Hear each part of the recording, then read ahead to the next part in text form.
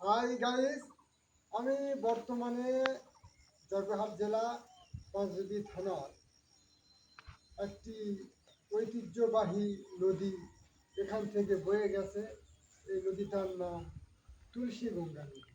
এই নদীটা একেবারে ডাইরেক্ট ওই দিক থেকে বয়ে এসেছে। একেবারে দেখেন কীরকমভাবে নদীটার পানি এখন বর্তমানে বয়ে যাচ্ছে। এইদিকে ডাইরেক্ট এই নদীটি বর্তমানে যমুনা নদীর তীরের সাথে মিলিত হয়েছে। এই নদীটির নাম তুলসীগঙ্গা। এই নদীটি খুব সৌন্দর্য এবং এই নদীর উপরে যে বৃষ্টি করা হয়েছে খুব সংরক্ষিত ধরনের, খুব দারুণ সুন্দর।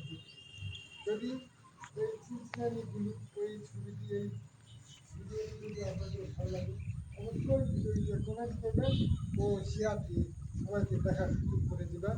এটা বহরমপুরের তুলসীগঙ্গা নদী।